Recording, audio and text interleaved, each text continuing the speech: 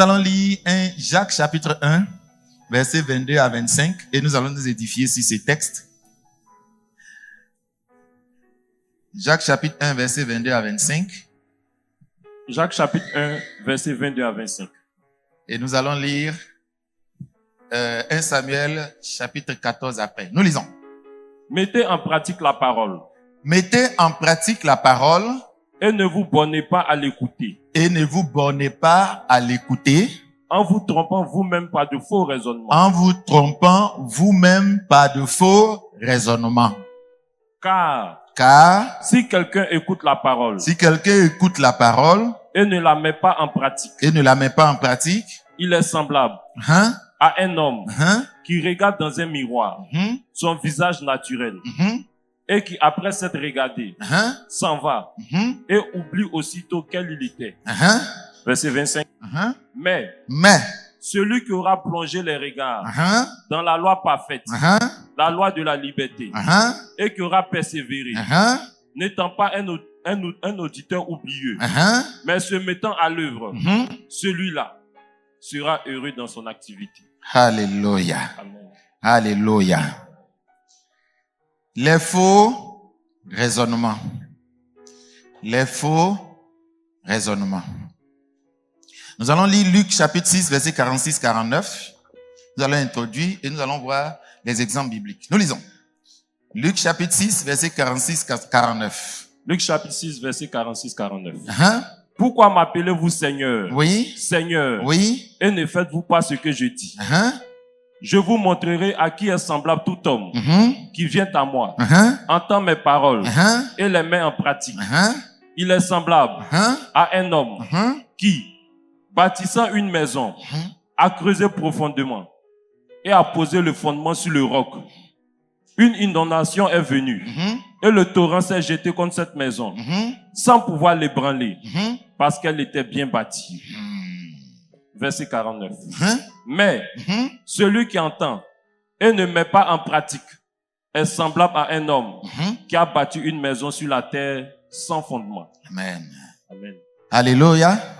Alléluia. Jacques nous dit et nous donne un ordre. Mettez en pratique la parole de Dieu. Et ne vous bornez pas à l'écouter en vous trompant vous-même par de faux raisonnements. Alléluia. Mettre la parole de Dieu en pratique est quelque chose que vous connaissez, mais que vous ne faites pas. Et c'est ce que nous allons essayer de comprendre. Jacques nous dit donc, comme Luc le dit, on peut écouter la parole de Dieu. On ne doit pas s'arrêter là. On doit évoluer à la prochaine étape, c'est mettre en pratique la parole de Dieu. Se borner veut dire que t'arrêter seulement à écouter, à méditer, à lire la parole de Dieu, à avoir la connaissance de la parole de Dieu. Pourquoi il ne veut pas qu'on se limite là? Premièrement, parce que Jésus l'a toujours dit, c'est celui qui met en pratique qui est heureux. Dans Deutéronome chapitre 28, il dit, si tu mets en pratique ma parole, voilà les bénédictions qui vont reposer sur toi. Mes frères, à quel moment la bénédiction vient sur un enfant de Dieu? À quel moment la bénédiction de la parole de Dieu vient sur un enfant de Dieu? Est-ce que quand il médite? Est-ce que quand il écoute? Est-ce que quand il lit la parole de Dieu? La bénédiction ne se trouve pas là. Tu ne vas pas ressentir les bénéfices de la parole de Dieu en l'écoutant. La Bible va plus loin et te dit, mon fils, ne viens pas écouter la parole de Dieu. Ça ne sert à rien si tu viens écouter dans le but de ne pas mettre en pratique. Il veut nous dire qu'on ne tirera pas le bénéfice de la bénédiction. Dieu a dit, oh, ma parole là, elle ne vient pas va pas sans produire effet.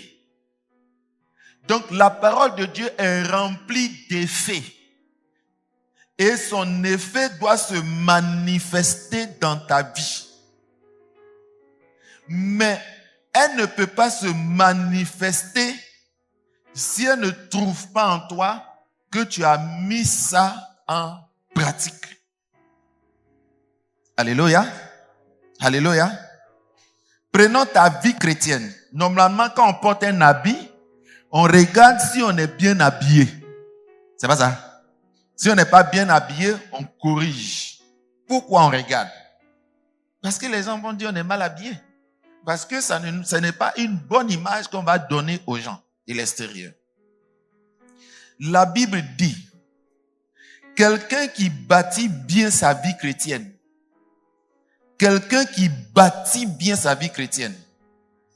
c'est celui qui met en pratique. Dans le livre de Luc, chapitre 6, 46, écoutez bien, il dit,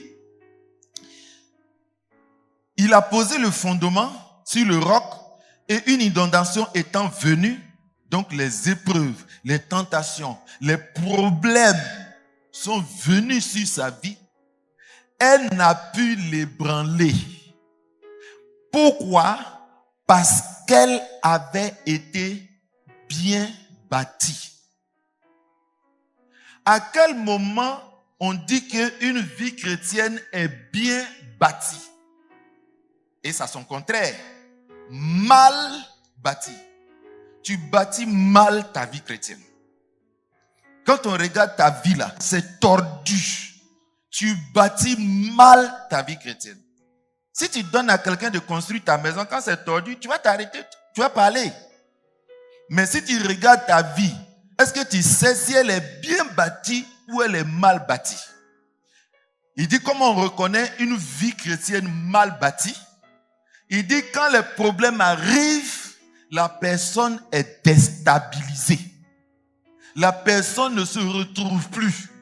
La personne commence à voir qu'il y a des dégâts dans sa vie. Il y a des choses qui disparaissent. Il y a des avantages qui disparaissent. Il y a des situations où il n'a plus ce qu'il faut pour régler le problème. On pose la question, mais pourquoi sa vie a été déstabilisée comme ça par ce problème-là? Jésus dit, c'est parce qu'il a mal bâti sa vie chrétienne. Alléluia. Alléluia. Donc il nous donne deux catégories. Ceux qui écoutent viennent à Jésus. Écoutent et mettent en pratique. Et ceux qui viennent, c'est bon de venir à Jésus. Écoute, c'est bon d'écouter et ne met pas en pratique. La différence entre ces deux personnes, celui qui est ébranlé, ta vie chrétienne sera ébranlée. Ton foyer sera ébranlé. Ébranlé veut dire ça s'écroule. Ça se gâte. Ton travail va se gâter. Ta vie va se gâter. Ton foyer va se gâter. Ton entreprise va se gâter. Tes activités vont se gâter. Pourquoi? Parce que ta vie chrétienne est mal bâtie. C'est pas un avantage de mal bâtir. Il y a des règles pour dire qu'une maison est bien bâtie. C'est mettre en pratique. Alléluia. L'autre, comme il n'a pas mis en pratique, il se bornait, il se limitait à écouter, ça a déstabilisé sa vie. Ta vie va continuer d'être déstabilisée.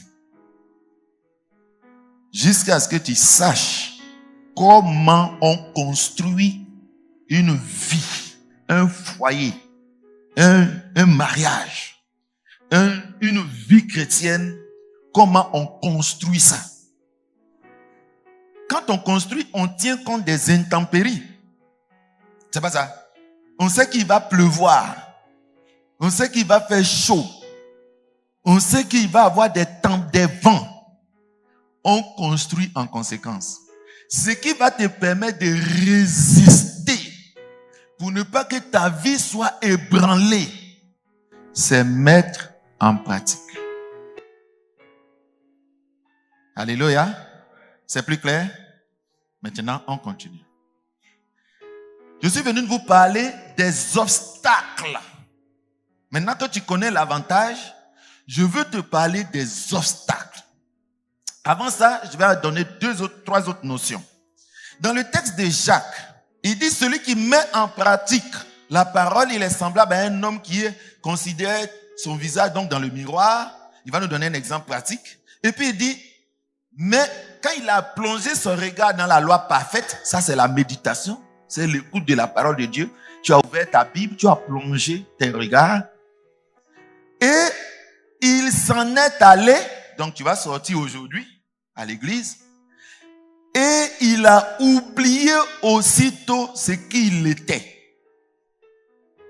Mais celui qui se sera penché dessus, lui, il aura persévéré, n'étant pas un auditeur oublié. Persévérer, c'est mettre en pratique. Donc lui, il a lu comme l'autre, mais lui, il a persévéré, il est allé plus loin. Mettre en pratique. Il n'était pas un auditeur oublieux. Parce qu'à la fin, il dit, celui-là sera béni dans son obéissance. Donc, il n'est pas un auditeur oublieux, mais il est un auditeur actif. Plusieurs versions vont dire c'est un observateur actif. C'est comme quelqu'un qui est là pour observer. Tu es venu à l'église pour écouter. Et puis, il y a un autre, lui, il est un observateur actif. Le contraire, c'est passif. Qu'est-ce qu'il nous dit? Il dit, il faut te mettre en œuvre. Il faut un homme d'action. Il faut être un homme d'action. Si on a dit de prier sans cesse et tu ne tomberas pas dans la tentation, parfois on demande, mais Jésus nous demande d'obéir à quoi? Mettre en pratique. Mais moi, je fais tout ce que Dieu dit. On va vérifier, c'est pour ça qu'on est là. On va vérifier. Il dit, prie sans cesse. Est-ce que tu vas faire ça? Tu vas te tromper par de faux raisonnements. Donc, il y a quelque chose qui nous empêche. Ce qui t'empêche de prier sans cesse là. C'est ça on veut regarder aujourd'hui. Pour que tu combattes ça. Tu combattes ça. Parce que ça va faire que ta vie chrétienne, tu seras toujours déstabilisé. On va venir prier pour toi, on va remettre les briques. Tu vas partir, ça va tomber. On va remettre les briques dans ta vie. Tu vas partir, ça va tomber. Mais toi aussi, ne fais pas un travail inutile. Il faut faire un bon travail. Il faut faire un bon travail dans ta vie. Il faut agir. Ce qui te manque, c'est l'action. Il faut agir. Il ne faut pas écouter seulement. Il faut agir. On va voir quelques tests pour savoir, mais qu'est-ce que Jésus veut qu'on mette en pratique? Parce que beaucoup ont encore ça flou. Mais moi, je ne fais rien de mauvais, non? Mais moi, je fais ce que Dieu dit. Je vais enlever ça aussi. Parce que c'est un faux raisonnement. Alors, il dit donc comment on doit mettre en pratique et comment contourner le faux raisonnement. On va voir le faux raisonnement. Il dit, exemple, si quelqu'un écoute la parole et il ne la met pas en pratique, il est comme un homme qui regarde son visage dans le miroir. Donc, d'après Jacques, le frère de Jésus, c'est pas l'apôtre, le frère de Jésus, il dit, c'est comme quand tu regardes ton visage dans le miroir. Quand on regarde son visage dans le miroir, il dit que ça veut dire que quand on lit la parole de Dieu, quand on écoute la parole de Dieu, quand on entend la parole de Dieu, il ne faut pas s'arrêter là. Il dit, la personne, mais il regarde dans le miroir là, qu'est-ce qu'il cherche? C'est la question de qu'est-ce qu'on fait dans la méditation de la parole de Dieu? Qu'est-ce qu'on cherche même quand on vient écouter la parole de Dieu? Quel est l'objectif? Il dit, quand on écoute la parole de Dieu, il y a un objectif. Quand on vient écouter les enseignements, il y a un objectif. C'est de mettre en pratique. Donc, il dit, la personne, c'est comme quelqu'un qui regarde son visage dans le miroir. Il regarde son visage dans le miroir, pourquoi? Pour voir s'il n'y a pas de défaut. s'il n'y a pas savon qui est resté ici, s'il n'y a pas saleté qui est ici, si ces cheveux-là sont mal faits et tout ça. Donc, on recherche dans la parole de Dieu ce qui est bon à faire, que dans ma vie, je ne fais pas. Est-ce que quelqu'un comprend quelque chose? D'accord? Donc, je dois chercher dans la parole de Dieu, méditer la parole de Dieu. C'est premièrement chercher dans la parole de Dieu ce que la Bible dit de faire que je ne fais pas. Donc, ça devient un défaut que je vois dans le miroir. Et le miroir montre mon visage. Bon, si je n'ai pas de miroir, est-ce que je peux me dire, je me suis lavé, j'ai fini, est-ce que je peux dire que je n'ai pas de défaut? Est-ce que je peux le dire? Je ne peux pas le dire. Tout le monde se débrouille pour mettre un miroir dans sa chambre. Dans tous les hôtels, on met un miroir. Pourquoi? Donc, la parole de Dieu, tu ne peux pas sortir le matin, rentrer le soir, et puis tu n'as pas regardé dans le miroir. Quelqu'un comprend? On sait pourquoi on médite maintenant? On cherche. Si j'ai bien peigné mes cheveux, quand je vais lire, voir le miroir, que mes cheveux sont bien peignés, c'est ce qui est normal, je vais passer au suivant. C'est pas ça? On ne cherche pas dans la Bible ce que j'ai fait déjà. Parce que comment je vais me mettre à l'ouvrage? Je cherche ce qui ne va pas dans ma vie. Ce que la parole de Dieu me dit de faire, que je ne fais pas. C'est ça que je cherche dans la méditation de la parole de Dieu.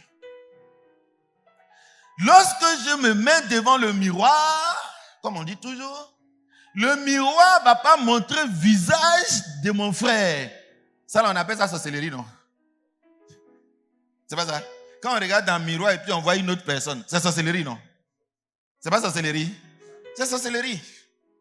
Donc, quand tu médites la Bible, et puis on dit ne vole pas, tu dis, tu notes ça dans ton cahier. Il faut que je lui donne le verset pour qu'il sache que on ne... Tu vois dans le miroir ton frère au lieu de te voir là-dedans. Alléluia. Alléluia. Donc, le miroir là, c'est pour te voir toi. Ce que je suis en train de dire là, toi, tu dois chercher ce qui ne va pas dans ta vie. On vient écouter la parole de Dieu pour réparer dans sa vie ce qui n'est pas conforme à la parole de Dieu. Alléluia. C'est clair maintenant? C'est plus clair? Donc, quand il a vu donc le défaut, il ne doit pas quitter le miroir et puis il oublie ce que la parole de Dieu a trouvé de défaillant dans sa vie. Il y en a qui lisent, bon, j'ai jeûné, j'ai médité la parole de Dieu, et puis ils méditent que, bon, j'ai fini de méditer, amen. Et puis il s'en va. Bon, allons jouer ballon, j'ai fini ma méditation, allons jouer ballon. Est-ce que c'est ça? C'est comme cette femme-là qui dit, bon, j'ai fait un vœu à l'Éternel, j'ai fait les actions de grâce, j'ai béni, maintenant viens en coucher ensemble. Ça peut marcher. Il est un auditeur oublieux. Il ne sera pas béni. Il ne sera pas heureux. La parole qui est chargée de bénédiction ne va pas répandre sur lui la rosée. Et il va trouver que c'est stérile. Il dit, mais je fais ce que Dieu dit, mais ma vie là, ça va pas. Je suis déstabilisé. Si il y a tel problème, mon travail, ça se gâte et tout, ça se gâte et tout, ça se gâte. Ma vie, mes activités, ça se gâte. Moi-même, ma vie chrétienne, je sens pas, ça ne va pas. Je me lève, je tombe, je me lève, je tombe. Il dit, c'est parce que tu fais pas ce qu'il dit. Si tu fais une maison et puis tu n'as pas mis béton dedans, ça va tomber ou ça va pas tomber? Ça va tomber. Ça a tombé. Alléluia. Donc, cette personne donc, qui a vu le défaut de sa vie dans la parole de Dieu, quand il ferme la Bible ou quand il quitte l'église ce matin, quand tu vas quitter, tu ne dois pas oublier ce qui n'est pas bon dans ta vie par rapport à la parole de Dieu qu'on a enseignée. Et donc, quand tu n'oublies pas, tu ne dois pas oublier. Mais toi, tu oublies. Qu'est-ce qu'on a dit le dimanche dernier? Tu as oublié. Tu veux sortir pour aller préparer ta nourriture pour ton mari, pour tes enfants. Tu veux sortir pour aller te reposer, pour aller au travail lundi. Est-ce que quand on se regarde dans le miroir, d'après ce qu'il a dit, après, on laisse ce qu'on a vu comme défaut pour aller au travail? Ça ne se fait pas. Tes occupations ne sont pas un raisonnement pour ne pas mettre la parole de Dieu en pratique. Qu'est-ce que tu cherches dans la vie? Avoir une vie chrétienne solide, c'est la base de toutes les bénédictions qui vont t'accompagner. La faveur de Dieu, la main de Dieu qui va venir redresser, dégager tout ce qui va venir te déstabiliser. Mais tu refuses. Ça dit que quelqu'un fait coco, tu ouvres la porte et puis tu l'empêches de rentrer. Mais il a marché, il est venu là. Ça ne va pas agir dans ta vie. La parole de Dieu agit dans notre vie quand on fait ce qu'il nous demande de faire. Maintenant, quand tu as vu ce défaut, tu dois savoir qu'il y a un travail à faire dans ma vie. C'est ce qu'il dit, se mettre à l'œuvre. Il y a un travail à faire dans ma vie. L'expression qu'il a utilisée, c'est la même expression qu'on a utilisée pour Noé. Quand Dieu a dit Noé bâtit une arche, la Bible dit Noé se mit à l'œuvre. Dieu lui a donné son commandement. Quand il a fini d'écouter le commandement de Dieu, la Bible dit il s'est mis au travail. Mets-toi au travail. Mets-toi au travail de corriger ce que la parole de Dieu, Jésus-Christ, dit qui n'est pas bon dans ta vie. Il va nous dire encore, mais pourquoi tu m'appelles Seigneur et tu ne fais pas ce que je dis? Et il explique cette histoire dans Luc pour dire, ta vie va être déstabilisée. Tu ne peux pas me dire que je suis ton protecteur. Je te dis ce qu'il faut pour te protéger. Mais toi, quand tu as fini de m'entendre, tu ne vas pas faire ce qu'il faut. Hier, ceux qui étaient là ont entendu que lorsque Dieu a dit à Noé de faire l'arche, qu'il va avoir des pluies, Noé pense que c'est pour faire plaisir à Dieu. La Bible dit, Noé construisit l'arche pour sauver sa maison. C'est pour te sauver. C'est pour rendre ta vie inattaquable. Quand les Israéliens plantaient, les Madianites viennent, ils gâtent tout. Vous savez pourquoi, non? Parce qu'ils vivaient dans le péché. Ils ne respectent pas la parole de Dieu. Ils ne mettaient pas la parole de Dieu en pratique. C'est pour cela que leur travail était rendu zéro. Lorsqu'on lit Esdras, on dit Esdras, tout ce qu'il faisait, la bonne main de Dieu était sur lui et tout ce qu'il faisait marchait. Et la Bible nous donne son secret. On dit car il méditait et mettait en pratique la parole de Dieu. Est-ce qu'il peut être déstabilisé? On dit quand ils prennent la route pour partir là, il y a les bandits sur la route dans le désert. Il a prié son Dieu. Bandits là est parti, ils sont partis tous en congé. Il est arrivé. Mais toi, si tu n'écoutes pas la parole pour la mettre en pratique, bandit va te attaquer. Ça va déstabiliser ta vie. Et on va voir des exemples de vie déstabilisée. Et la seule raison, c'est que la bénédiction qui stabilise et qui protège, il n'a pas appuyé le bouton. On dit qu'il faut allumer la lumière. C'est-à-dire qu'il est arrivé devant le bouton de lumière, il n'a pas appuyé. Pratiquez là. Tu n'as pas fait. C'est pour cela que ta vie est déstabilisée. Et Esdras avait la bonne main de Dieu sur lui. Pour que la bonne main de bénédiction de Dieu soit sur toi, parce que la main bénissait, il faut faire ce qu'il te dit. Donc quand on va méditer la parole de Dieu, c'est pour aller prendre travail, pour se mettre au travail. Mais tu planifies aucun travail. Toi, c'est aller dans ta société, c'est dormir après. Et puis tu reviens encore dimanche, tu reviens samedi, tu viens encore. Pourquoi on dit que tu viens à l'église? il n'y aura pas de résultats dans ta vie. Il n'y aura pas de résultats dans ta vie. Alléluia.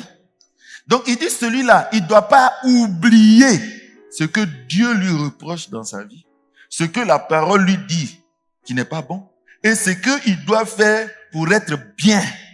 Il ne doit pas oublier ça. Mais il doit se mettre au travail. Ici, le travail, il doit chercher à mettre ça en pratique. Alléluia. Et vous allez voir que la mise en pratique, la deuxième chose, la mise en pratique de la parole de Dieu, il y en a qui font moitié et qui laissent moitié du verset. Ta vie, vous savez, quand on veut rentrer là, où la personne, si c'est son pied qui est rentré, que son corps n'est pas rentré, il est rentré ou il n'est pas rentré. Donc la parole de Dieu ne va pas agir dans ta vie. Quand tu fais une partie de la parole de Dieu qui doit te bénir là, ça n'agira pas. Lui, il attend que tu fasses tout. Et puis il va agir. On va lire beaucoup d'exemples. J'espère qu'on aura un peu plus de temps. Le président va me donner pour qu'on fasse. Alléluia. Alléluia. Maintenant, on va lire une histoire et vous allez comprendre tout ce que je suis en train de dire. Nous allons lire le premier exemple. C'est Saül. 1 Samuel chapitre 10, le verset 1 à 8. 1 Samuel 10, verset 1 à 8. Écoutez-moi très bien. Je sais que vous connaissez l'histoire, mais je vais expliquer encore en profondeur. Nous lisons. 1 Samuel chapitre 10, verset 1 à 8. Samuel prit une fiole d'huile qu'il répandit sur la tête de Saül. Il le baisa et dit, l'Éternel ne t'a-t-il pas oint pour que tu sois chef de son héritage? Aujourd'hui, après m'avoir quitté, tu trouveras 2 hommes près du sépulcre de Rachel, sur la frontière de Benjamin, à Selzac. Ils te diront, les ânesses que tu es allé chercher sont retrouvées. Et voici, ton père ne pense plus aux ânesses, mais il est en peine de vous. Et dit, que dois-je faire au sujet de mon fils? De là, tu iras plus loin, et tu arriveras aux chênes de Tabor, où tu seras rencontré par 3 hommes montant vers Dieu à Bethel, et portant l'un 3 chevreaux, l'autre 3 gâteaux de pain, et l'autre 1 outre de vin. Ils te demanderont comment tu te portes. Ils te donneront 2 pains que tu recevras de leurs mains. Après cela, tu arriveras à Gibéa Elohim, où se trouve une garnison de Philistins. En entrant dans la ville, tu rencontreras une troupe de prophètes, descendant du haut lieu, précédés du luth, du tambourin, de la flûte et de la harpe, et prophétisant eux-mêmes. L'Esprit de l'Éternel te saisira. Tu prophétiseras avec eux, et tu seras changé en un autre homme. Verset 7. Lorsque ces signes auront eu pour toi leur accomplissement, fais ce que tu trouveras à faire, car Dieu est avec toi. Verset 8. Puis tu descendras avant moi à Gilgal. Puis tu descendras avec moi à Gilgal.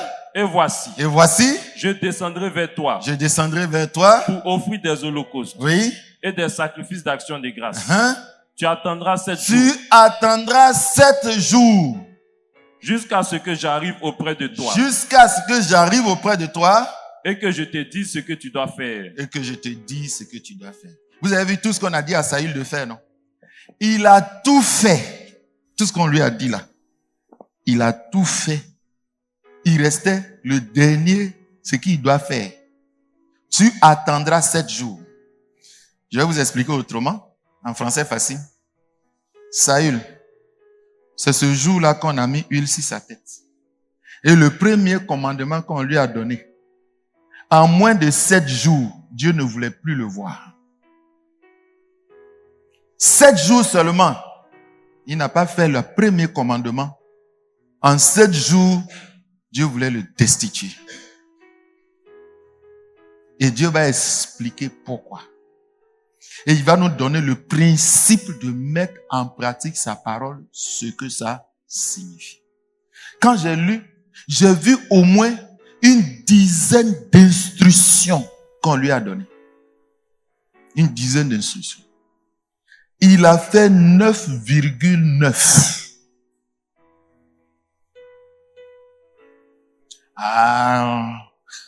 On va voir beaucoup d'exemples. Le 10e là, il a loupé. C'est pour ça que la Bible dit, celui qui dit ne vole pas, ne commet pas d'adultère, il a dit aussi ne vole pas. Si tu ne commets pas d'adultère et que tu voles, tu es coupable envers la loi. Tu ne peux pas dire non, j'ai fait une partie, c'est une partie qui reste. La loi là, c'est tout ou... Saül, 7 jours seulement. Dieu dit, lui là, il ne peut pas réussir à moi. Il ne comprend rien. Et ils vont lui donner la leçon de l'obéissance. Et ce qui a fait son obstacle, c'est son raisonnement faux. Vous savez, pour faire la parole de Dieu là, il y a des choses qu'on se dit. Mes frères, je suis venu vous dire de la part du Seigneur, faites ce qu'il dit. Tout ce qui tu vas te dire dans ton cœur pour ne pas faire ce qu'il a dit là, c'est fou. Dieu, il a regardé le résultat. C'est tout. Tu as fait ou tu n'as pas fait. J'ai fait en partie. Tu as fait ou tu n'as pas fait. Bon, aujourd'hui là, j'ai pas fait à cause de. Cette question-là, c'est oui ou non. Les explications là, c'est pas bon. Tu peux pas t'appuyer dessus pour avoir la paix. C'est l'exemple d'Adam et Ève. Dieu a dit ne mange pas. Quand ils ont mangé, Dieu demande à Adam, tu as mangé? Il dit non, je t'ai vu. Comme j'étais nu aussi, aller me cacher. Bon, les frères, entre nous, est-ce que ce qu'il dit est vrai? Il veut tromper Dieu. La Bible nous dit, quand il a vu qu'il était nu, qu'est-ce qu'il a fait? Il allait fabriquer un habit pour se vêtir, non? Donc si tu es vêtu, pourquoi tu t'as te cacher encore? Il veut baga Dieu. Donc quand il a donné cette réponse, Dieu dit, tu es nu, c'est ça que tu allais te... Non. Tu as mangé, oui, ce que j'ai dit de ne pas manger, oui ou non. La réponse là, c'est oui. Mais il n'a pas répondu comme ça. Il dit, la femme que tu as mis, non. On n'a pas demandé comment tu as fait et puis tu as mangé. On demande, est-ce que tu as mangé? C'est pour ça que la Bible dit que ton oui soit oui, que ton non soit non. Tout ce que tu ajoutes là, c'est le diable qui t'inspire ça. Les faux raisonnements sont des obstacles pour ne pas reconnaître ses fautes là où on n'est pas correct. J'ai demandé à quelqu'un, pourquoi tu as trompé ta femme? Ah, mais elle se donne pas à moi. J'ai dit non. C'est pas un argument. J'étais fâché. Pourquoi tu es fâché? Parce que ma femme m'a fâché. Est-ce que tu trouves, la Bible dit quoi? De ne pas s'énerver, non? Oui. Est-ce qu'il t'a dit les arguments, les choses qui vont faire que tu peux t'énerver? C'est interdit, non? C'est pas ça? Donc tout ce que tu vas ajouter là, c'est blaguer. Tu te mens à toi-même pour ne pas faire ce que Dieu dit. Tu cherches des arguments pour justifier pourquoi tu ne fais pas. La Bible dit nous devons prier sans cesse. Nous avons des jours de prière mardi. Pourquoi tu ne viens pas prier? Il y a beaucoup d'arguments. Hein? Je suis fatigué. Je n'ai pas de transport. Tu as tes pieds, non? Bon, je suis descendu à 19h de mon travail. Si à 19h tu es descendu, ton patron dit reviens, il est 22h, reviens, il y a quelque chose à faire. Tu vas venir ou tu vas pas venir. Mais l'argument pour Dieu, c'est que je suis fatigué. Tous les arguments qui viennent pour ne pas que tu fasses ce que Dieu dit, tu te mens à toi-même. C'est ce que Jacques dit. Il dit, je vais vous donner un signal. Le diable là, quand Dieu vous dit quelque chose là, lui il vient vous donner des arguments, il vient mettre des pensées dans ton cœur pour que le résultat, tu ne fasses pas ce qu'il a dit. persévérais dans l'enseignement des arts. Pourquoi tu ne viens pas les samedis devant le miroir? Quel argument? Regardez toi tous les arguments que tu te donnes. Est-ce que ça tient? Moi, ça fait près de 40 ans. Enseignement. Je fais tout. Il dit celui qui enseigne, qui s'attache à son... Je suis présent. Il n'y a pas d'argument. Parfois, ma fille, elle a préparé, j'ai pas le temps de manger. Je ne dis pas que comme je n'aime pas manger, je vais attendre. Je viens. Un jour, un homme de Dieu me demandait, je devais venir, il dit, homme de Dieu, est-ce qu'il y a enseignement aujourd'hui? Comme il y a les fêtes là. Il dit, est-ce que c'est écrit dans la Bible que s'il y a fête, on ne fait pas enseignement? Il dit non. Je dis donc, raisonnement comme ça là, moi là, ça ne marche pas. Je viens. Quelqu'un a compris? Quelqu'un comprend quelque chose? Il y a embouteillage. Un jour, on m'appelait, on dit non, il y a tellement d'embouteillage. L'enseignement, on fait comment? Il a dit bon, est-ce que s'il y a embouteillage du 1er au 31 décembre, du 1er janvier au 31 décembre, on ne doit pas faire enseignement? Il dit si. Il dit bon, quelles sont les solutions? Il y a beaucoup de solutions, non? Il dit oui, tu peux faire à distance, il y a Zoom, il y a truc. Il dit on va faire, il y a Zoom, on va faire un Zoom. Je n'aime pas les arguments pour ne pas faire la parole de Dieu. Je n'aime pas.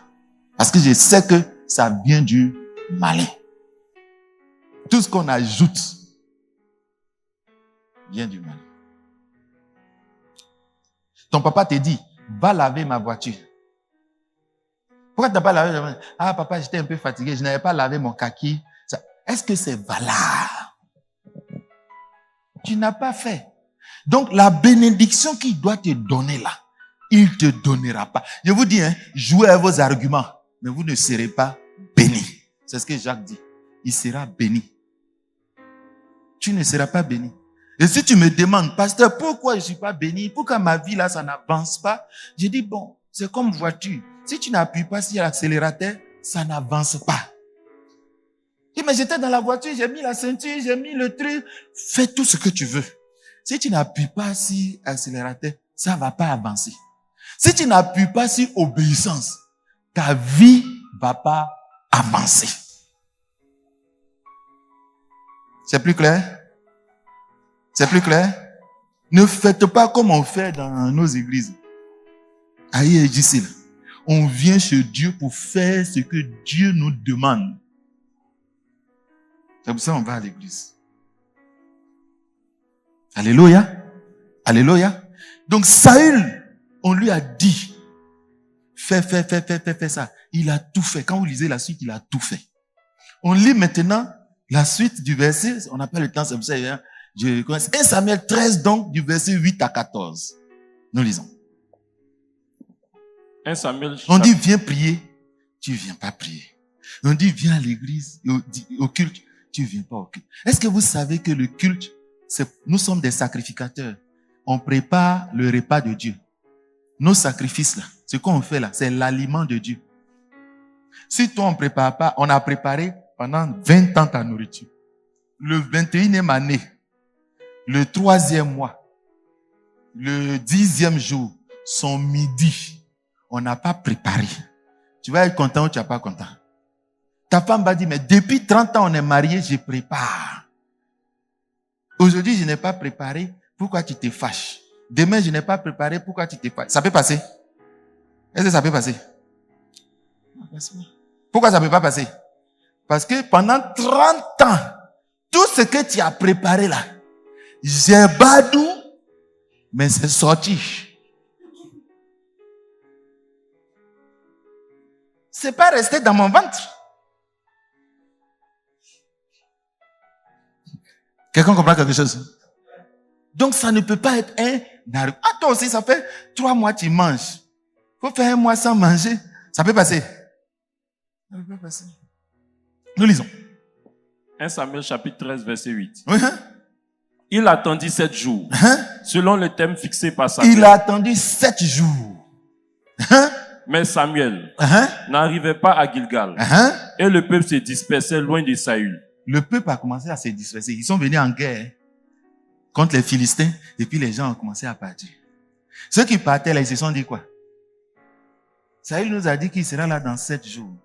Aujourd'hui, il y a le 7e jour. Le 7e jour là, le matin, là, un jour là, c'est 24 heures. Dès que première heure est venue, il dit voilà, Saül n'est pas venu, on s'en va. Voilà leur argument. C'est que Dieu ne va pas nous faire gagner la guerre. Nous lisons. Verset 9. Alors Saül dit, amenez-moi l'holocauste. Donc Saül s'est dit, il faut que je fasse le sacrifice pour aller. Mais normalement, s'il dit c'est moi, je vais venir pour faire le sacrifice. C'est pas ça. Donc s'il n'est pas venu, ne fais pas le sacrifice. Lui, il veut faire Chokona Chaka à sa manière. On dit de venir pour persévérer dans les prières les mardis. Toi, tu dis, oh, je peux prier à la maison, ça fait quoi? Ah, blablabla. Et puis tu fais 2 minutes. Oh, merci Seigneur. Amen. Pendant que tu dis, oh Seigneur, ton portable sonne. Tu dis, oui Seigneur. Et puis tu réponds en même temps. Et puis ça sonne encore. Eh oui, Yao, comment tu peux? Tu finis, bon. Amen Seigneur. Bon, demain je vais rattraper.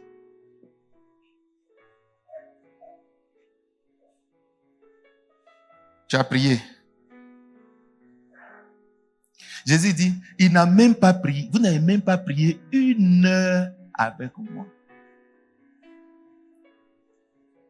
Est-ce qu'il a dit, vous n'avez pas prié 10 minutes? Lui, il s'attendait qu'il prie au moins 1 heure. C'est ça, on dit, viens. L'union fait la force. On va se soutenir. Tu ne viens pas. Je dis encore, les arguments qui font que tu ne viens pas là, mets ça devant toi et regarde si ce n'est pas de faux arguments. Et je vais analyser ça avec toi dans beaucoup d'exemples pour que tu aies la liste des faux arguments inspirés par le diable pour t'empêcher de faire ce que la parole de Dieu te dit de faire. Alléluia.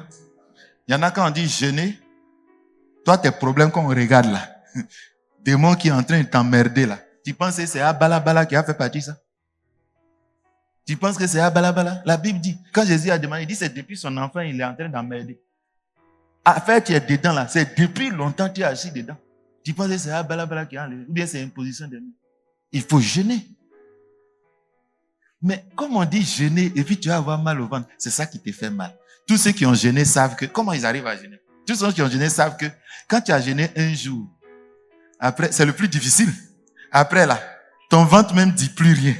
Et puis tu es là, il est 14 heures, mais j'ai même pas mangé et puis je ne sens rien. Ça passe. Mais toi, tu regardes comment ton ventre va te faire mal là. C'est ça, tu refuses ça. Ton démon là aussi, là, il dit, non, tu vas avoir mal au ventre. Tu vas avoir mal au ventre. Tu vas avoir mal au ventre. Et puis, tu as besoin de la force pour aller au travail, non? Tu vas avoir mal au ventre. Si quand on jeûne, on meurt, il y a longtemps, nous là, on est morts. C'est quel argument tu te donnes? Tu connais l'esprit. Il y a une dame qui m'a écrit. Vraiment, homme de Dieu, depuis toute ma vie, Marie de nuit est dans ma vie, et tout, j'ai demandé, non, c'est bien, mais quand j'étais, toujours j'ai les rêves, je couche avec les garçons, je dis, bon, vraiment, on ne peut pas faire prier en ligne. Il faut qu'on s'asseye. C'est un démon qui est là, il habite. C'est comme tu payes maison pendant 20 ans. Et puis le jour, 21e année, à la fin d'un mois, tu payes toujours le 5. Le 5, tu n'as pas payé, et puis le propriétaire arrive. Pourquoi tu n'as pas payé ma maison? Qui a problème? Tu vas avoir peur. Mais ça ne va pas chez toi. Depuis 20 ans, je suis là, je paye ta maison. Voilà l'argent là, c'est parce que j'étais occupé. Est-ce que tu vas avoir peur? Tu peux avoir peur. Donc, démon là, quand tu commences à dire, il crie sur toi, il dit, hey, ça fait 20 ans on est ensemble, tu penses que tu peux me chasser comme ça? Il ne peut pas. Il est kabako. Jésus dit quand ça demain, il s'en va chercher maison. Quand il ne trouve pas, il dit, attends, il est revenu dans ma maison. Donc, il est kabako, il sait qu'il n'y a pas l'autre maison. Il n'y a pas un autre qui va. Quand il va dans l'église, là, les gens sont convertis à Jésus en eux. Il n'y a pas de maison vide. Toutes les maisons sont habitées. Il va se kabako.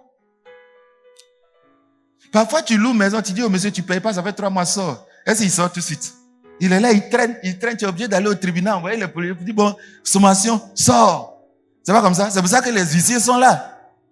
Kabako. Et ta vie n'avance pas. Donc, que fait Saül? Nous lisons. Donc, le 7e jour, il fait le sacrifice. Nous lisons. 7 jours seulement. Un seul premier commandement, il a déjà violé. Premier commandement. Il a obéi à sa manière. Maintenant, Dieu va dire, voilà la manière avec laquelle je veux que tu m'obéisses. Si tu veux que toi et moi, on s'entende là, il y a la manière de m'obéir. Il va dire, non, j'ai eu un raisonnement. Il dit, ton raisonnement que tu as eu là, il est faux. Je ne veux plus jamais voir ce raisonnement. Mais je vais te montrer que nous, on a tous eu ce raisonnement-là. Pourtant, Dieu a écrit qu'on ne doit plus jamais avoir ce raisonnement. Nous lisons. Ce qui est écrit, c'est pour notre instruction. Mais est-ce que tu lis pour tirer correction pour ne pas faire ça? On lit. Alors Saül dit, amenez-moi l'holocauste et les sacrifices d'action de grâce. Et il offrit l'holocauste. Comme il achevait d'offrir l'holocauste, voici, Samuel arriva. Samuel est arrivé. Il est venu le 7e jour, il n'est pas venu le 7e jour. Il est venu le 7e jour. Donc, je ne connais pas, toi, ton 7e jour, là, c'est quoi? Dans quel calendrier tu calcules pour toi? Celui qui t'a dit, là, il t'a donné son calendrier. Il dit, attends 7 jours. S'il n'est pas venu premier jour, attends 8 jours. Et s'il n'est pas venu, ça, c'est ce qu'il doit faire. Tu laisses. Dieu voulait tester pour voir si lui, là, son cœur est bien bâti avec moi. Est-ce qu'il a compris qu'il doit faire exactement tout ce que je lui dis? Nous lisons. Voici. Viens aux enseignements. Tu ne viens pas. Continue. Si ta vie est déstabilisée, va me demander. Il a dit, mais mon ami, la parole, il faut la méditer nuit et jour pour la mettre en pratique. Si tu ne fais pas là, j'ai pas juju, j'ai pas fétiche pour stabiliser ta vie. Ce qui peut stabiliser ta vie là, tu veux pas. Nous lisons. Voici, Samuel arriva. Et Saül sortit au devant de lui pour le saluer. Samuel dit. Donc il est venu le saluer. Eh, va arriver. Pour lui, c'est normal. Il a fait quand même tout le reste, il a fait. Le 7e jour, il a attendu 7e jour. Comme il n'est pas venu, il a fait ça à sa place. Donc lui là, il se reproche rien. Mon ami, il faut regarder le miroir de la parole de Dieu. Tu vas voir que ce que tu te reproches pas là, la parole de Dieu, c'est elle qui va te dire ce qu'elle te reproche. Quand il jugeait les 10 églises, il dit, je connais ta constance. Toi, c'est ta constance, tu regardes pour dire, mais moi, je fais tout ce que je suis constant. Je me dis, je fais tout. Il dit, ce que j'ai contre toi, c'est ça on cherche. Se perfectionner là, c'est regarder, ça va, ça ne va pas. Donc, il faut que je mette un programme de travail pour travailler à ça. Voilà à quoi sert la méditation. Si tu ne fais pas ça, ne lis pas la parole de Dieu. Nous lisons. Samuel dit, qu'as-tu fait? Saül répondit, lorsque j'ai vu que le peuple se dispersait loin de moi. Donc, raisonnement, faux raisonnement. Quand j'ai vu que le peuple se dispersait loin de moi, et que tu n'arrivais pas au thème fixé. Donc lui, il a interprété les 7 jours-là comme étant 7e jour au matin. Si tu ne me vois pas, tu peux faire. Ton interprétation biblique de la parole de Dieu va t'induire en erreur. L'ignorance n'est pas une excuse pour Dieu. Tu dois connaître exactement ce qu'il attend de toi. Mais ton à peu près, tu lis la Bible, on dit comment comprendrais s'il n'y a personne qui m'explique. Le monsieur là, il est parti à l'école. Il lisait. Il n'était pas illettré. Et puis il s'est fait commentaire composé quand même. Il est parti comme une brebis qu'on mène à la boucherie. Bon, nous tous, en français, on comprend ce que ça signifie. Mais c'est son spirituel là. Lui, il ne comprenait pas. Tu restes à la maison, pourquoi? Tu penses que tu peux comprendre? On dit qu'on est dans une alliance où il y a un prophète pour nous tous. Mais toi, tu es en train de t'ériger en ton propre prophète, ton propre enseignant. Ça ne peut pas marcher. Nous lisons. Lorsque j'ai vu que le peuple se dispersait loin de moi. Oui. Et que tu n'arrivais pas au thème fixé. Oui. Et que les Philistins étaient assemblés à Michmash. Il dit, mais regarde les Philistins, ils étaient en train de venir. Ils étaient en train de venir. C'est ça ton problème. Non, pasteur, je ne suis pas venu parce que quand je voulais venir là, j'ai senti que mon enfant a chauffé un coup comme ça. Et puis je l'ai touché, je l'ai lavé et tout ça. C'est à cause de ça. Et puis après, quelque chose m'a dit que bon, je suis un peu fatigué. Donne-toi les arguments. Donne-toi les arguments. Moi, un jour, j'étais en convalescence des palus. Et puis on dit, il y avait. Mes convalescences là, je mange, je me balade un peu. Quand on me demande, dit non, j'ai fait un palu là, je suis en convalescence. Ah ben, elle est venue là. J'ai pris ma nappe, je suis venu mettre derrière là-bas là. J'ai dit, Dieu, convalescent, pas convalescent, je suis à l'église. Je suis venu me coucher avec mon oreiller, ma nappe, et puis assis. Ben là n'est pas fini, je suis debout en train de danser, maladie là est partie. Donne-toi les arguments. Tu es en convalescence, mais tu prépares.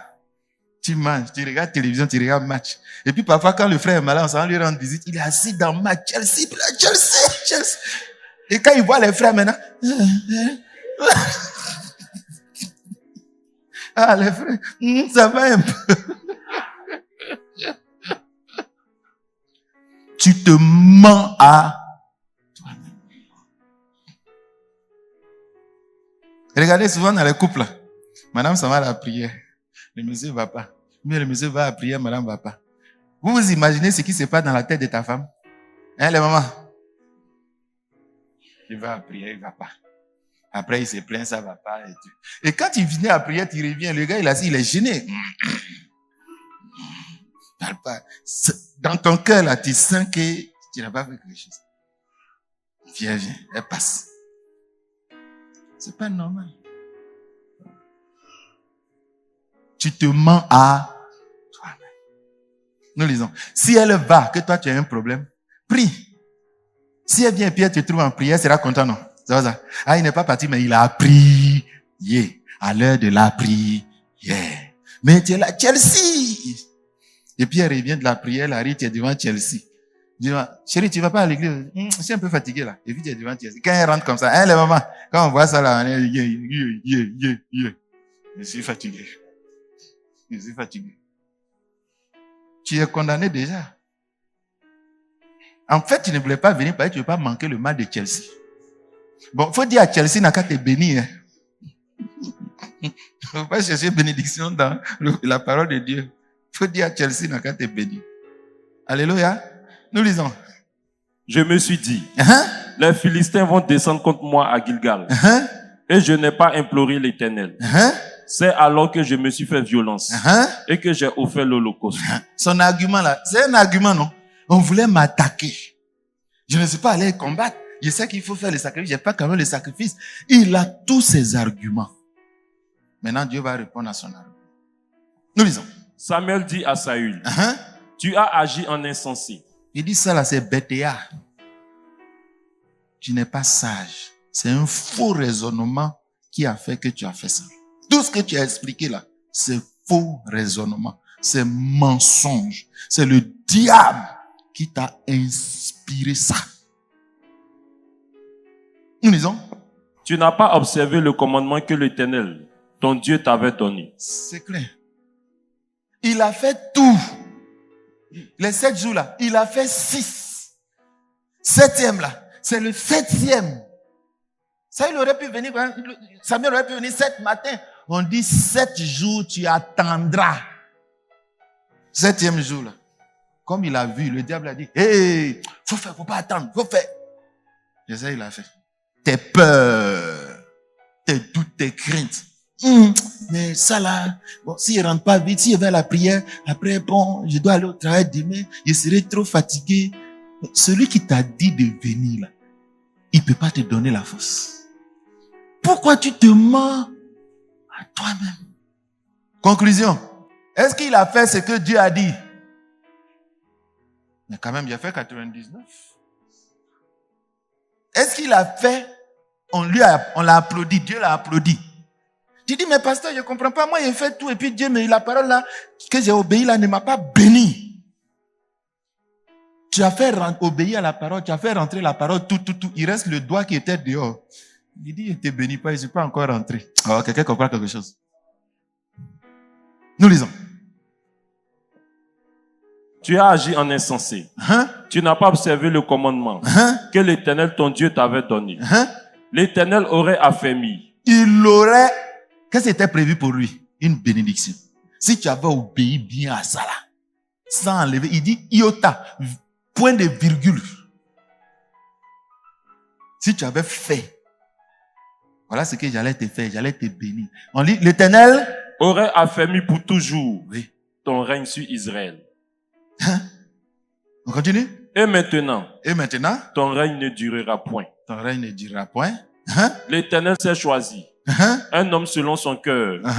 Et l'Éternel l'a destiné à être le chef de son peuple. Parce que tu n'as pas observé ce que l'Éternel t'avait commandé. Tu as fait ou tu n'as pas fait?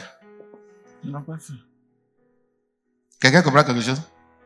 Tu vois ton propre papa, tu ne le connais pas. Tu ne le connais pas.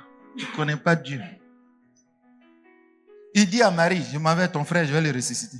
Il dit, Jésus, il sent, hein? C'est ton problème. C'est toi seul, ton nez qui sent ça. Moi aussi, mon nez là n'est pas malade. Je sens ça aussi. J'ai senti ça et puis il a dit, il va ressusciter. Alors, quelqu'un comprend quelque chose? Quelqu'un comprend quelque chose? C'est ça, obéir. C'est ça, obéir. Deuxième, Saül a fait ça, non? Dieu s'est fâché. Samuel est allé intercéder pour lui. On lui a donné une deuxième chance.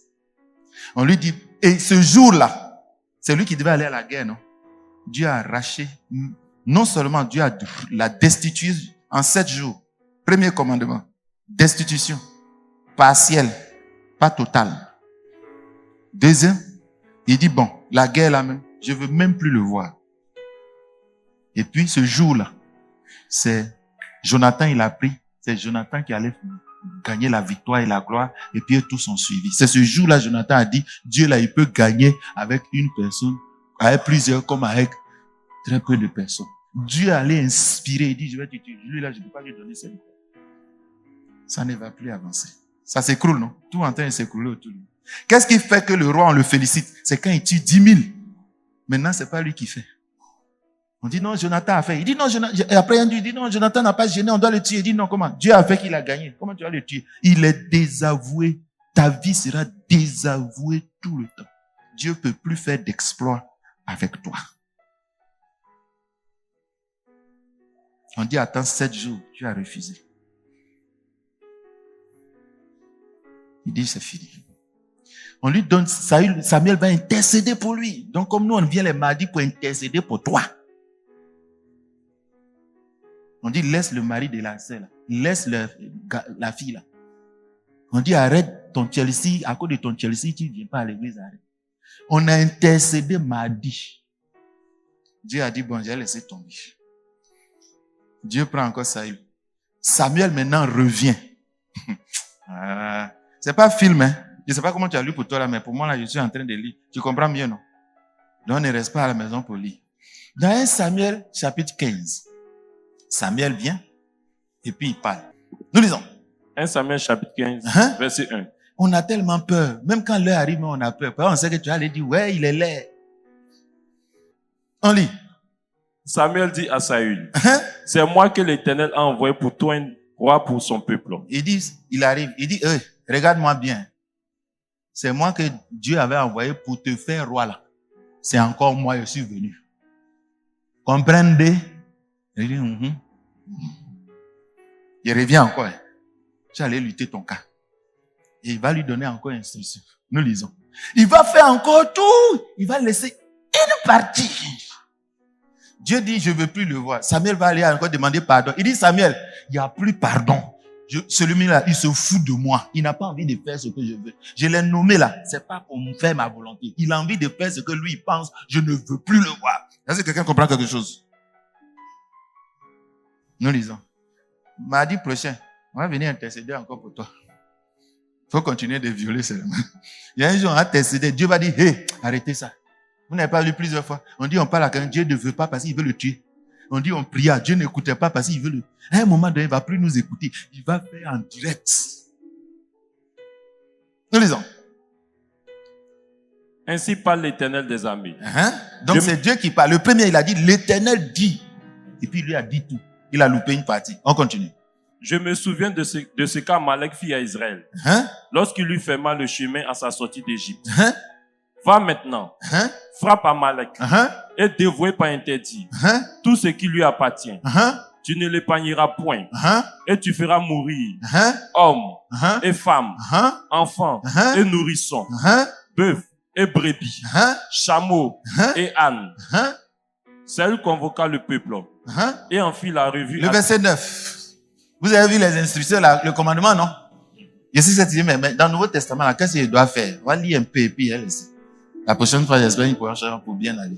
J'ai une dizaine d'exemples pour que vous ayez la liste des arguments faux qu'il ne faut plus avoir devant l'obéissance du commandement de Dieu. Parce que la bénédiction qui est dans ce commandement ne va pas descendre sur votre vie. Et vous ne sentirez rien. Et ça ne va pas agir dans votre vie. Nous lisons. Verset 9. Verset 9. Mais Saül et le peuple épargnèrent Agag. Donc, on dit, ils ont voué par interdit. Ils ont tué tout. Ils ont fait tout. Tout ce que ils ont fait. Et puis, il y a une partie, ils n'ont pas fait. Nous lisons. Et les meilleures brebis. Les meilleurs bœufs. Les meilleures bêtes. Vous savez, dans un septembre, la meilleure, là, c'est pas beaucoup, hein. Peut-être c'est 10%, 15%. Tout le reste, là, 90, là, ils ont tout tué. Maintenant, il y a les jolis, là. Aïe, Akan, on dit de tout vouer par interdit. Quel raisonnement il s'est fait? Manteau là est joli, hein. Et puis là, ça va régler mes problèmes. J'ai trop de problèmes. Parce que je suis soldat de Dieu, mais j'ai certains problèmes. Donc, je vais prendre ça et il a pris pour aller cacher. C'est fini, non? C'est de mauvais raisonnements. Nous lisons. Les meilleures bêtes de la seconde porte. Les agneaux gras. Et tout ce qu'il y avait de bon. Il ne voulut pas les dévouer par interdit. Et il dévouait seulement tout ce qui était méprisable et chétif. Lui, il s'est dit que ce qu'il entend et fait là, c'est la volonté de Dieu. Et il va dire ça. Il va dire, mais j'ai respecté la parole de Dieu. J'ai fait toute sa volonté. Il dit, mais comment tu peux dire ça? Mouton qui fait belle là, c'est quoi? Il dit, non, ça là, on a gardé pour faire sacrifice à Dieu. Mais tu sais qu'on doit faire les sacrifices à Dieu. Ça aussi, il dit, on n'a qu'à obéir au sacrifice, non? Donc, il a gardé bon là. Bon là, c'est pour lui. Est-ce que ça là, c'est mauvais dans nos raisonnements? Dieu va lui enseigner l'obéissance. Nous lisons. Verset 10. L'Éternel adressa la parole à Samuel et lui dit, je me répands d'avoir établi Saül pour roi. Je regrette. Quand tu ne fais pas ce que Dieu dit là, il dit je regrette. Je ne sais même pas pourquoi lui-même il est né. On aurait dû l'avorter. Il dit je regrette. La Bible dit quand Dieu a créé l'homme, il dit il regretta d'avoir. Vous savez, ta maman et ton papa sont là, on t'envoie, tu fais n'importe quoi dans le quartier, bandit, tout là, ils sont tellement fatigués. Un jour, on dit, non, toi là, on regrette de t'avoir. Malédiction comme ça, là, tu ne vas pas quitter encore. Ton créateur regrette. Mon cher, vis pour ne pas qu'on te regrette.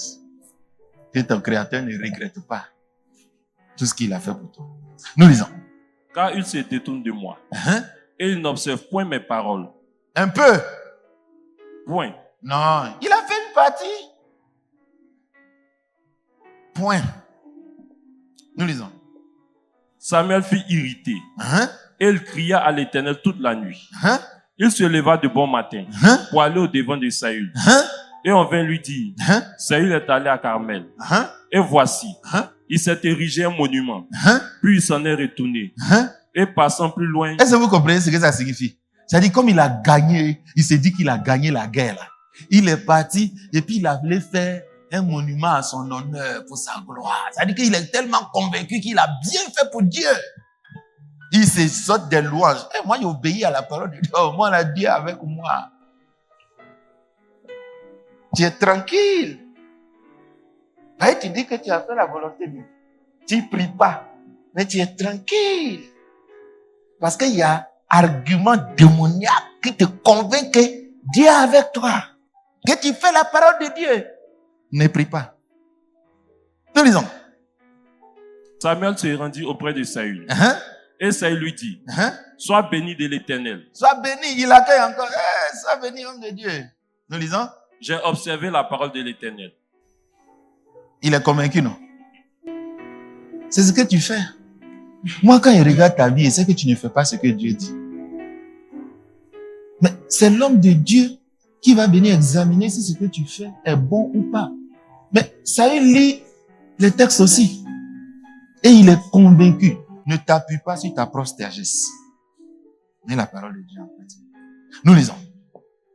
Samuel dit, qu'est-ce donc que ce bêlement de brebis qui parvient à mes oreilles et ce mugissement de bœuf que j'entends? Explication, argument, faux raisonnement. Nous lisons. Saül répondit, ils les ont emmenés de chez les Amalécites parce que le peuple a épargné les meilleures brebis et les meilleurs bœufs afin de les sacrifier à l'Éternel ton Dieu. Est-ce que c'est pour qu'ils mangent? Est-ce qu'ils ont fait comme à quand ils sont allés mettre ça dans leur maison? C'est pour venir faire pour Dieu aussi, non? Dieu dit, hey, quand il te dit quelque chose, il faut faire. C'est pas parce que tout ce que tu fais là, tu dis que c'est pour moi là, que c'est bon. Fais exactement ce que je te demande. Et il va lui donner une loi sur l'obéissance. Et voilà le principe de l'obéissance. Nous lisons. Samuel dit à Saül, arrête, et je te déclarerai ce que l'Éternel m'a dit cette nuit. Il lui a dit quoi?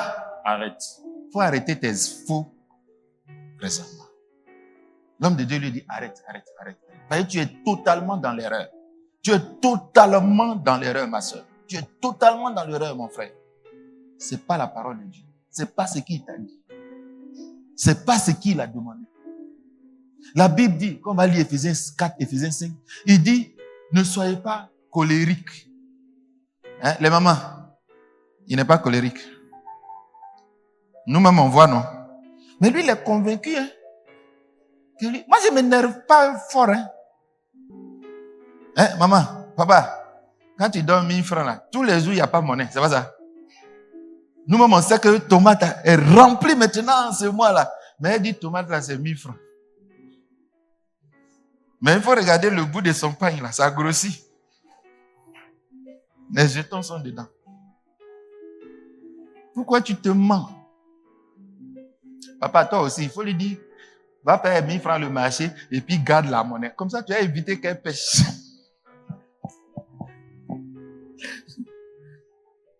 Ne vous mentez pas. Mettez la parole de Dieu en pratique. Nous lisons. Samuel dit, lorsque tu étais petit à tes yeux, n'es-tu pas devenu le chef de tribu d'Israël? Regardez où Dieu va. Il dit, toi là-haut, je veux comprendre. Quand tu n'étais rien là, c'est pas moi qui ai fait, tu es devenu ce que tu es aujourd'hui. Nous lisons. Il va dire quoi? Il va considérer la désobéissance de Saül comme une ingratitude. Quand quelqu'un désobéit à Dieu, Dieu lui rappelle ce qu'il a fait pour lui. Quand David a fait, il dit, David, tu n'étais pas petit. Je t'ai donné tout, même les femmes de ton maître, tout. Si ça ne suffisait pas, tu m'avais dit, j'allais ajouter.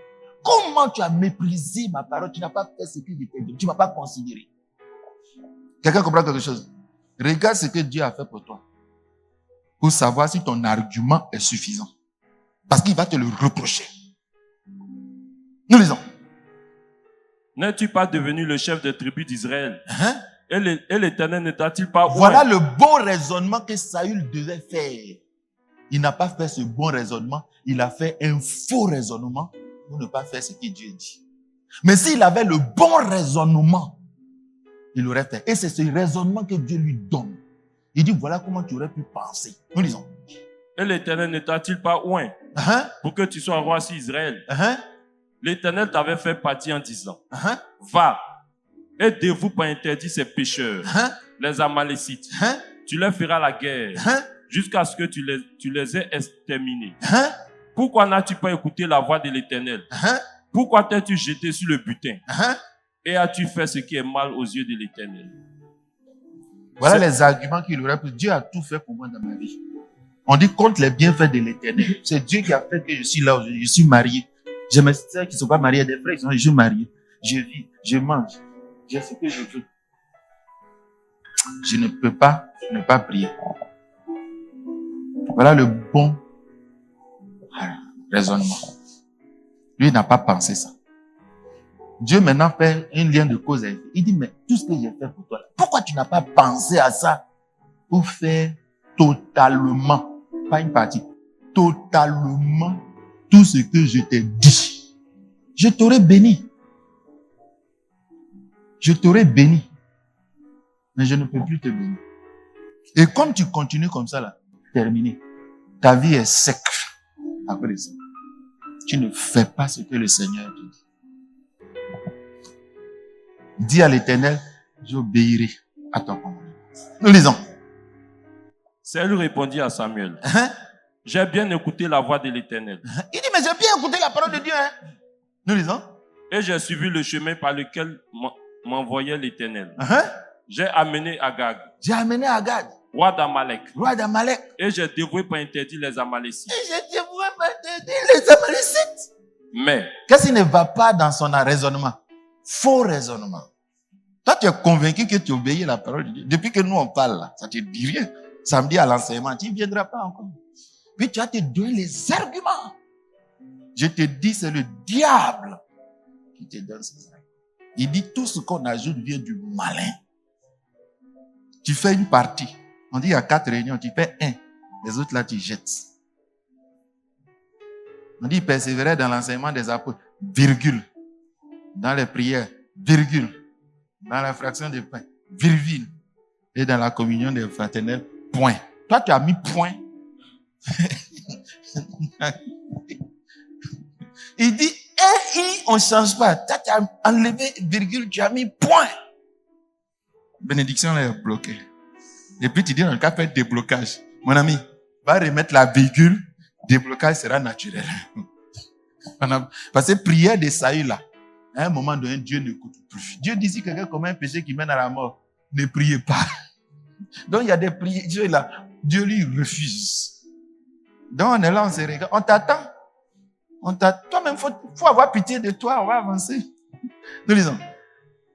Mais le peuple a pris sur le butin des brebis. Alors, deuxième argument, c'est quoi? Il dit non, j'ai fait venir. Mais l'autre partie que tu dis là, c'est pas moi, hein? C'est le peuple. Accusation. Homme de Dieu, moi je trompe ma femme. C'est parce que ma femme, elle ne fait pas bien. C'est la femme qui a mis à côté de moi là. On cherche des accusations comme excuses. Il y a une sœur qui me dit, mon mari ne veut pas qu'il vienne à l'église. Ah, vraiment, lui là, je ne le comprends pas. Vraiment, homme de Dieu, vous priez vraiment pour mon mari là. J'ai dit, bon, j'ai compris, hein. Mais on ne juge pas une affaire sans avoir écouté l'autre. Donc, je te pose question. Qu'est-ce que tu as fait? Sinon, avant, là, tu venais, non? Mais qu'est-ce que tu as fait? Et puis, aujourd'hui, là, il dit, il ne vient pas. Non, l'enfant est parti à l'école. Bon, j'étais occupé, j'avais trop de choses à faire. Et puis, bon, j'ai dit, je suis parti à l'église. Et puis, bon, il est venu, il n'a pas vu l'enfant. Jusqu'à 18h, lui, mais il allait chercher. C'est ça, il est fâché. Il m'a demandé pourquoi il ne suis pas venu. Il a dit, non. Moi, il me suis dit que la mamie, nous, là, j'ai dit à mamie, nous, va chercher l'enfant. Et puis, moi, il est parti à l'église. J'ai dit, ma chérie, va te mettre à genoux, demande pardon.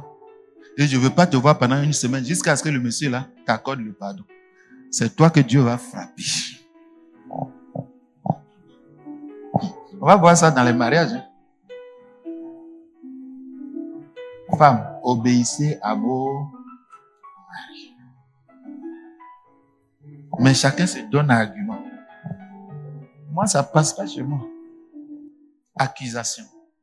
C'est une autre excuse, un autre faux raisonnement. Moi, il ne vient pas à l'église. Pourquoi? Parce que le pasteur m'a frustré. C'est écrit dans la Bible. Bon, au travail là, ton patron t'a frustré. Le lendemain, tu es là-bas. Ton patron t'a frustré. Le lendemain, tu es là-bas.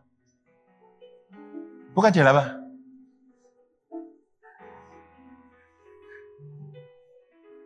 À l'église, on t'a frustré. Tu dis, tu ne viens pas. Tu n'as pas pensé à bénédiction. Tu n'as pas pensé que l'argent ton patron te donne, c'est le monsieur là. Est-ce que c'est écrit quelque part, si ton pasteur te frustre, il ne faut plus venir prier Dieu? C'est écrit, c'est un verset. C'est un faux. Tu te mens à toi. Et le jour où tu es content, tu reviens. Il a fini de te frustrer. Bon, qui fixe le moment où frustration, là, c'est fini. C'est toi qui décides. Et tu prives Dieu de son aliment, de son adoration. Et tu viens quand tu veux. Il y en a, quand ils pêchent, ils ne viennent pas à l'église. Est-ce que c'est écrit comme ça? Est-ce que c'est écrit comme ça? C'est écrit comment? Si tu pêches, tu demandes pardon, et puis tu viens faire ce que Dieu t'a demandé de faire. C'est pas comme ça, c'est écrit. Mais pourquoi quand tu pêches, tu ne viens pas? Et puis c'est une fausse réponse. Non, comme j'ai péché là, vraiment, il y avait trop mal, quoi. Ce que j'ai fait à Dieu, c'était pas bon. C'est à cause de ça, je me suis dit, il va aller salir son... Faux raisonnement. Quand on est sale, et puis on doit aller à la fête, on fait quoi? Est-ce qu'on dit que nous, on est trop sale, c'est à cause de ça, on n'est pas parti à la fête? Est-ce que ça peut marcher? Il y a l'eau. Tu vas te laver, et puis il revient. Quelqu'un a compris quelque chose? Faux raisonnement. Tu vois, tu marches avec le diable depuis. Il est à côté de toi comme ça. Pour refuser de faire ce que Dieu dit. Donc, deuxième argument, il dit non, moi c'est le roi seulement j'ai envoyé. Mais les autres là, c'est les autres qui ont fait. C'est comme les pasteurs. Mais c'est toi qui supervises. Tu ne pouvais pas dire au peuple non. Il dit, je vais te montrer. Saül est parti, il a pris le roi, il a égorgé. Il dit, est-ce que ça c'était compliqué à faire? Il dit, Saül, ça là c'était compliqué à faire. Obéir là, c'était compliqué. Mais c'est ce que tu fais. Raisonnement. Nous terminons rapidement le texte. On va voir 10 exemples. Mais le peuple a pris sur le butin des brebis et des bœufs comme prémisse de ce qui devait être dévoué. Est-ce que vous comprenez? Non, vous n'avez pas compris. J'explique en français facile. Il dit que Dieu, tu connais la loi des prémices, non? La loi des prémices, c'est quoi? C'est une loi qui dit que quand tu as des plantations ou des brebis, tu prends d'abord une partie, tu donnes à Dieu, et puis le reste là, tu peux récolter. Donc, quand j'ai vu cette loi, je me suis dit que je dois faire prémisse de interdit. Est-ce que vous comprenez? On dit prémisse de toi, ta plantation. On a dit plantation de quelqu'un. Donc, il allait tordre le verset là. Et puis, il a dit, non, on a pris là. C'est la loi des prémices, on a accompli. Saül va lui expliquer. Il dit, hey, quand on parle d'obéissance, les sacrifices n'ont plus de valeur. Oh, est-ce que quelqu'un comprend quelque chose? Non, tu ne comprends pas. Moi, je donne l'argent, j'aide les gens, j'aide ma femme, je fais ça, je donne ça, je donne ça. Il dit ça n'a pas de valeur devant obéissance de la parole de Dieu. Ça n'a pas de valeur. Il va lui enseigner comment on obéit. On a déjà étudié l'introduction de l'obéissance. On est en train d'entrer dedans. Nous disons, Samuel va répondre. Samuel dit, l'Éternel trouve-t-il du plaisir dans les holocaustes et les sacrifices comme dans l'obéissance à la voix de l'Éternel? On s'arrête là. Il dit, quand Dieu te dit de faire quelque chose, et quand tu fais des sacrifices à Dieu, il dit c'est pas la même chose. Il y a une priorité. Il dit ce qui me plaît le plus. Fais ce que je dis. Alors, est-ce que quelqu'un comprend quelque chose? Il faut laver ma voiture, tu vas laver mes habits, tu vas laver tant. Puis tu vas arranger mon lit. Je dois aller au travail. Toi, tu commences par aller arranger le lit. Et tu as pris tout le temps pour arranger le lit. Et puis il s'en va. Tu n'as pas lavé les habits? Mais papa, tu m'as dit de laver ta voiture, de repasser ton habit, tu vas aller au travail. Et puis tu m'as dit d'arranger le lit. Mais ça ne va pas chez toi. C'est avec le lit là, il est parti au travail. L'intelligence. Il dit, tu te trompes. Tu ne me connais pas, Saül. Quand il va dire ça, là, Dieu va encore être énervé. Il dit, voilà quelqu'un. Il dit, Saül, tu vois, quelqu'un qui veut me servir, il ne sait pas ce qui est plus important pour moi que l'autre. C'est ça que tu fais. 31 là, vous allez voir, on sera bourré ici. Mais tous les autres années là, absent. Mais à votre avis, tu viens, c'est pourquoi? Bénédiction, non? Bon, obéissant, tu as laissé. Maintenant, c'est pasteur qui a dit, abala. Ça sera sec. C'est pas pasteur, il n'a pas. C'est Dieu qui fait abala. Dieu dit abalabapa. Abalaba.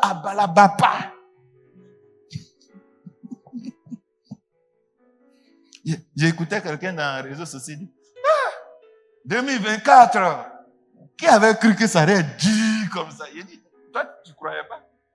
Voyez, tu as fait un balabala le 31. Il ne faut pas obéir à la parole de Dieu. Ça sera comme un coup même sur ta tête. Quelqu'un a compris? Quelqu'un a compris? Obéissez à la parole de Dieu. Chaque année, là, la rosée sera suivante. Ça ne va pas s'écrouler. Vous comprenez? Les sacrifices, là, la prière est un sacrifice. Il dit, mon ami, il ne faut pas prier seulement. Mets ma parole en... Il dit, c'est plus important pour moi que tous les autres. Donc, il y a une priorité dans l'obéissance, l'obéissance à la parole de Dieu. Faire ce qu'il te dit est prioritaire sur lui faire des cadeaux. Il n'a pas dit c'est pas important, mais il dit c'est prioritaire. Il dit c'est pas le même plaisir. Il y a un qui est plus que l'autre. Nous lisons. Voici. L'obéissance vaut mieux que les sacrifices. C'est comparaison, non? L'obéissance vaut mieux que les sacrifices. Et l'observation de sa parole vaut mieux que la graisse des béliers. Car faux raisonnement, il s'est menti encore. Mais pasteur, moi je lis la Bible à la maison. Est-ce que c'est prioritaire ça? Tu t'es donné des priorités. Non, comme il doit aller au travail, c'est pour ça qu'il ne vient pas les prières. Tu descends à quelle heure? 16 heures. Non, pour se reposer, c'est comme 8 heures. Toi, tu veux prendre 24 heures pour te reposer. C'est si Dieu là, tu douffres quoi. Il t'a créé pour dormir. C'est pour lui qu'il t'a créé. Ton travail là, c'est ton gombo. Te mettre à l'œuvre, ton vrai travail là, c'est obéir à Dieu. Oh, quelqu'un comprend quelque chose? Qui peut laisser vrai travail pour aller faire gombo? Maman, il fait enseignement dans les cours pour avoir le gombo et puis le salaire, mais il ne va pas au travail. Ça peut marcher. Est-ce que ça là, ça c'est tromper ou non? C'est faux raisonnement. Toi, tu t'en vas dans ton gombo et puis tu te gabas de ce pourquoi tu es né, ce pourquoi il t'a fait. Ça peut marcher. Gombo là, il va mettre l'eau dedans. Ça va donner de l'eau. Quelqu'un comprend quelque chose? Nous lisons. Car la désobéissance est aussi coupable que la divination. Est-ce qu'on est d'accord? Si je dis que tu es idolâtre, est-ce que tu vas te fâcher? Ne pas obéir à Dieu, c'est être idolâtre. C'est pas moi qui ai dit, pardon, on va dire pasteur a dit. Il faut lire encore. Et la résistance ne l'est pas moins que l'idolâtrie. Retiens ça, mon frère. Ne sois pas idolâtre. Paul a dit, fuyez l'idolâtrie.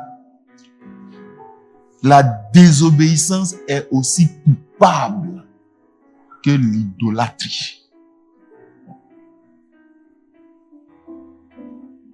Je sais que tu lis ce verset-là, mais c'est en français aussi. Donc, tu ne peux pas dire que je n'ai pas compris. Ou bien on a traduit en gros un peu. Après, fais-moi une traduction en gros. Non, ils ont dit que pasteur, c'était en français, donc je n'ai pas compris. C'est clair? Ne pas faire ce que Dieu dit, c'est de l'idolâtrie. Nous lisons. Maintenant, quand quelqu'un fait ça, Dieu va l'accepter. Nous lisons. Puisque tu as rejeté la parole de l'Éternel. Non, mais Dieu, il faut tenir compte de mes arguments avant de me juger. Hein. Je t'ai expliqué. Prémisse. Il y a un verset de prémisse, c'est ça, il est fait. Nous lisons.